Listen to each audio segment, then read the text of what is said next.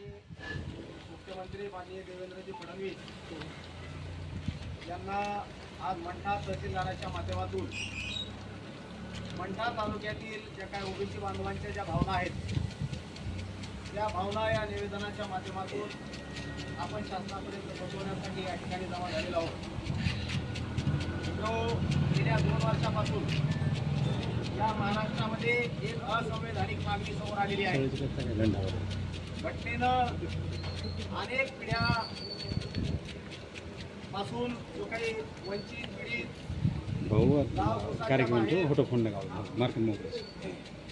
अशा या समाजाच्या घटनेनं आरक्षणाचं तत्व मान्य केलं. त्या आरक्षणाच्या तत्वाप्रमाणे अनुसूचित जाती अनुसूचित जमाती यांचं जे काही आरक्षण आहे ते कायद्यानं त्या ठिकाणी मान्य करून वेगवेगळ्या आयोगाच्या माध्यमातून ओबीसी आरक्षणाची तरतूद घटनेमध्ये त्या ठिकाणी केल्या गेली. आणि याच्यात देशात जवळजवळ 6,000च्या पेक्षा जास्त जाती आणि राज्यामध्ये 450च्या आसपास जातींचा समावेश या वेगवेगळ्या वैधानिक आयोगाच्या माध्यमातून इतर मागास प्रवर्गामध्ये ओबीसीमध्ये त्या ठिकाणी झाला. मंडल आयोगाच्या माध्यमातून 1994 पासून खऱ्या अर्थानं हे आरक्षण कुठेतरी इम्प्लिमेंट झालं. देश स्वतंत्र झाला 1947ला. या 47ला देश स्वतंत्र होण्याच्या पूर्वी या गावकुसात असणारे छोटे मोठे समाज ज्यांना आपण ओबीसी म्हणतो त्या डोंबारी असतील गारोडी असतील त्या ठिकाणी वेगवेगळ्या प्रकारच्या ज्या काही जाती आहेत अशा 450 या जातींनी प्रस्थापितांची सेवा करण्यासाठी हजारो पिढ्या त्यांच्या त्या ठिकाणी खपल्या. त्यांना स्वतःचं अस्तित्व नव्हतं. जीवन जगायचं तर कोणासाठी तरी जगायचं अशा प्रकारच्या या लोकांच्या संपूर्ण पिढ्याची पिढ्या हयाती त्या ठिकाणी गेल्या. आणि म्हणून संविधानानं लोक कल्याणकारी राज्याची संकल्पना स्वीकारून या तळागाळातल्या लोकांना वंचित पीडित लोकांना समोर आणण्यासाठी या घटनेच्या माध्यमातून मंडल आयोगाच्या द्वारा ओबीसी आरक्षणाची तरतूद त्या ठिकाणी स्वीकारली. देश स्वतंत्र झाल्यानंतर 1947ला खऱ्या अर्थानं या गोष्टीचा लाभ मिळायला पाहिजे होता. परंतु आपल्यात असलेली त्या ठिकाणी जी काय नसलेली जागृती यामुळं त्या ठिकाणी आपल्याला हे अधिकार मिळण्यासाठी जवळजवळ 94 म्हणजे 50 वर्ष त्या ठिकाणी संघर्ष करावा लागला. आणि कुठेतरी त्या अनुषंगानं लोकसंख्येच्या प्रमाणात हे आरक्षण मिळायला पाहिजे होतं तरी परंतु त्याच्या निम्म 52% असलेल्या लोकसंख्येला 27% आरक्षणाची तरतूद मंडल आयोगाच्या माध्यमातून मान्य करण्यात आली. या आरक्षणाच्या तरतुदीच्या नंतर कुठेतरी नोकऱ्यात शिक्षणात आणि प्रतिनिधित्वात ग्रामपंचायत असेल पंचायत समिती असेल जिल्हा परिषद असेल नगर परिषद असेल महानगर परिषदेमध्ये कुठेतरी छोटे मोठे नेतृत्व करणारे समाजाचे घटक या आयोगाच्या या आरक्षणाच्या माध्यमातून दिसू लागले. परंतु 2017च्या नंतर अनेक राजकारणी व्यक्ती लोकांच्या ह्या गोष्टी लक्षात आल्या आणि यांचं आरक्षण रद्द करा म्हणता येणार नाही. आणि म्हणून या महाराष्ट्रात सगळ्यात मोठा असलेला सगळ्यात श्रीमंत असलेला प्रस्थापित समाज मराठा समाजाचा सरसगट ओबीसी मध्ये समावेश करण्याची मागणी समोर आली. निश्चितपणानं आमच्या सुद्धा भावना आहेत. ओबीसी मराठा समाजामध्ये जे काही गोरगरीब लोक आहेत त्यांना सुद्धा घटनेच्या किंवा या सगळ्या लाभाचा फायदा मिळाला पाहिजे आम्हालाही मान्य आहे. त्याच्या मागणीच्या अनुषंगानं सरकारनं एसईबीसी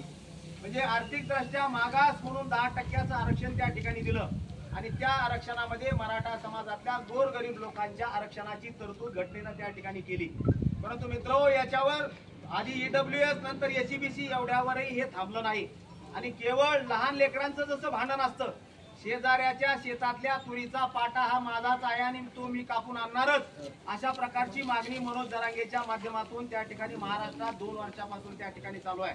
आणि ओबीसीच्या आरक्षणातूनच आम्हाला पाहिजे.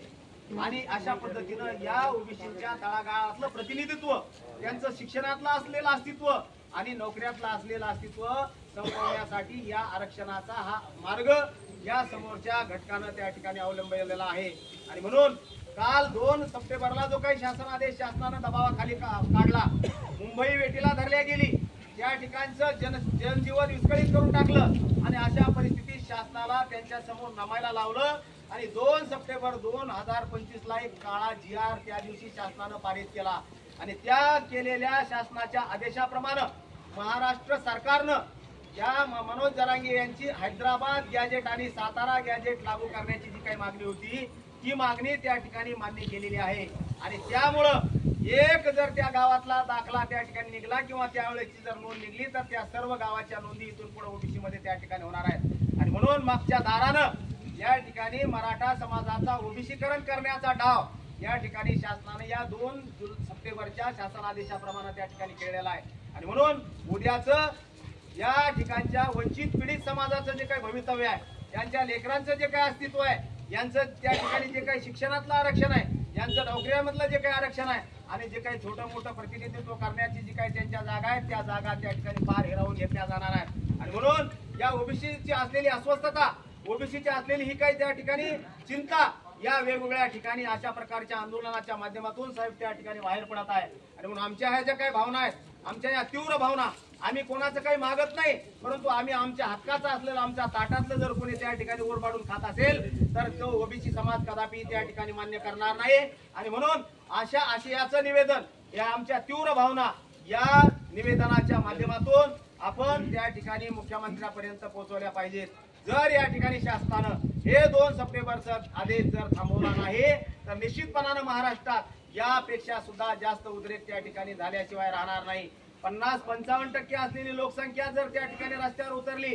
तर या ठिकाणच्या शासनकर्त्यांना त्या जीवन जगणं मुश्किल होऊन जाईल अशा प्रकारचा आमचा संदेश या माध्यमातून आपण शासनापर्यंत पोहोचवण्याची आवश्यकता आहे आणि म्हणून आमच्या या प्रातिनिधिक स्वरूपामध्ये हे जे काही समाजाचे प्रतिनिधी त्या ठिकाणी जमा झालेले आहेत यांच्या या भावना आपण शासनापर्यंत पोहोचाव्यात आमचं म्हणणं आहे की एससीबीसीच्या माध्यमातून अगोदरच 10% आरक्षण त्या ठिकाणी दिलेलं आहे कालचा मेडिकलचा इंजिनिअरिंगचा जर कट ऑफ पाहिला तर एससीबीसीचा ओबीसी पेक्षा कमी आहे आणि म्हणून निश्चितपणानं आज मोठ्या प्रमाणात ओबीसीचं त्या ठिकाणी हे आरक्षणाचं संकट आज आपल्यावर त्या ठिकाणी घोंगावतंय मित्रो 59 लाख ज्या काही नोंदी आहेत त्या बोगस नोंदी आमच्यामध्ये त्या ठिकाणी घुसवल्यात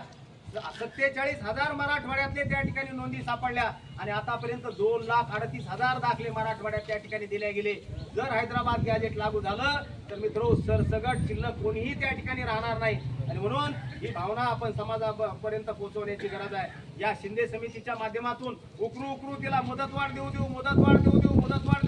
या ठिकाणी ओबीसी मध्ये घुसखोरीचा पद्धतशीर डाव त्या ठिकाणी शासन आणि राज्यकर्ते त्या ठिकाणी खेळत आहेत आणि म्हणून ही न्यायमूर्ती शिंदे समिती त्या ठिकाणी बरखास्त झाली पाहिजे ही आमची दुसरी मागणी त्या ठिकाणी आहे ओबीसीचे जे काही महामंडळ आहेत त्या ओबीसीचे महामंडळ 19 महामंडळ त्या ठिकाणी देवेंद्र फडणवीसनं जाहीर केले परंतु 50 लाखाच्या वर त्यांना आतापर्यंत वर्षामध्ये निधी दिला गेलेला नाही आणि म्हणून केवळ सवंग अशा प्रकारच्या घोषणा सरकार करते तुम्हाला काहीतरी दिलंय अशा प्रकारचा भास त्या ठिकाणी निर्माण करते परंतु प्रत्यक्षात तुमच्या पदरात काही त्या ठिकाणी पडत नाही अशा प्रकारची परिस्थिती एकंदरीत महाराष्ट्रामध्ये आहे अशा प्रकारचे त्या महामंडळांनाही भरीव अशा प्रकारचा निधी शासनानं उपलब्ध करून दिला पाहिजे अशा प्रकारची आमची मागणी आहे जे ओबीसीचे महामंडळ आहेत वेगवेगळ्या जातीचे त्या ठिकाणाच्या अधिकाऱ्यांना बसायला खुर्च्या नाहीत अशा प्रकारची परिस्थिती आहे आणि एकीकडे जे काही दुसऱ्या समाजाला जे काही महामंडळ दिलंय त्याला करोडो रुपयाच्या निधीची तरतूद दबावाखाली त्या ठिकाणी केल्या जाते आमचं म्हणणं नाही त्या महामंडळाला करू नका परंतु निश्चितपणानं ही जी काही सवतीची जी काही भूमिका आहे ही काही अप्पर भावाची जी काही भूमिका आहे ही भूमिका शासनानं त्या ठिकाणी बाजूला ठेवून ओबीसीच्या महामंडळाला सुद्धा निधीची तरतूद त्या ठिकाणी करण्याची आवश्यकता आहे आणि 2/9चा जो काही GR आहे 2/9चा जो काही हैदराबाद गॅजेट आहे आणि सातारा येऊ घातलेलं सातारा गॅजेट आहे हे गॅजेट त्या ठिकाणी त्याची अंमलबजावणी करण्यात येऊ नये कारण त्या गॅजेटमध्ये मारवाड्याच्या समोर सुद्धा कुणबी लिहिलेलं आहे बामणाच्या समोर सुद्धा कुणबी त्या ठिकाणी लिहिलेलं आहे प्रत्येक जातीच्या समोर त्याचा व्यवसाय त्या काळामध्ये ज्यांचा शेती आहे त्या शेतकऱ्यांच्या समोर कुणबी अशा प्रकारचा उल्लेख असल्या कारणानं कुणबी हा व्यवसाय आहे आम्ही जुन्या माणसांना जर विचारलं तर शेती करण्याच्या ऐवजी कुणबी करतो अशा प्रकारचा शब्द प्रयोग आजही त्या ठिकाणी वापरला जातो आणि म्हणून केवळ एका शब्दाचा आधार घेऊन जर तुम्ही विशिष्ट प्रकारच्या या छोट्या मोठ्या जातीचं आरक्षण संपवण्याचा डाव जर खेळत असाल तर पुढच्या काळामध्ये या जाती त्या मान्य करणार नाहीत एवढाच संदेश आजच्या या मोर्चाच्या आजच्या या शिष्टमंडळाच्या निमित्तानं तहसीलदार साहेब आम्ही तुमच्या माध्यमातून शासनापर्यंत त्या ठिकाणी पोहोचवू इच्छितो आमच्या तीव्र भावना आपण शासनापर्यंत त्या ठिकाणी पोहोचाव्यात शासनानं जर या उपरही हा निर्णय रद्द केला नाही किंवा ओबीसीवर जर अन्याय केला तर तालुक्याला त्या ठिकाणी मोर्चे होतील जिल्ह्याला त्या ठिकाणी मोर्चे होतील साखळे उपोषण होतील मुंबईत आम्ही त्या ठिकाणी आमचा हेतू नाहीये की जनजीवन विस्कळीत करणं हा ओबीसीची मानसिकता नाहीये जर जर तुम्हाला तीच भाषा समजत असेल, तुम्हाला जर दांडा हातात घेतल्याशिवाय जर शासन करते नीट होणार नसतील, तर ती गोष्ट आम्हाला सुद्धा त्या ठिकाणी येते आणि त्याचीच जर गरज आम्हाला पोहोचवायत अशा प्रकारची विनंती सर्वांच्या वतीनं या ठिकाणी करतो आणि हे निवेदन आपण विद्यार्थ्यांच्या माध्यमातून या ठिकाणी तहसीलदार साहेबांना त्या ठिकाणी देऊ. ठीक आहे. तर अशा पद्धतीचा आपल्या ह्या ज्या काही विषय आहेत हे आपण या ठिकाणी मांडलेले आहेत. आपल्या ओबीसीचे जे विद्यार्थी आहेत हे विद्यार्थी तहसीलदारांना आपलं निवेदन त्या ठिकाणी सुपूर्द करतील आणि त्यानंतर आपण कुठेतरी एका ठिकाणी 10-5 मिनिटं इथं तहसीलच्याच बाजूला एक छोटेखानी बैठक आपली त्या ठिकाणी होईल. पुढची जी काही दिशा आहे आपल्याला काय या ठिकाणी ठरवायचं हे आपण इथं 1-5 मिनिटं बसून त्या ठिकाणी बैठक करून मग आपला कार्यक्रम त्या ठिकाणी संपेल. विद्यार्थी बंधूंना माझी विनंती आहे की त्यांनी त्या ठिकाणी हे निवेदन माननीय तहसीलदार यांच्याकडे त्या ठिकाणी करावं.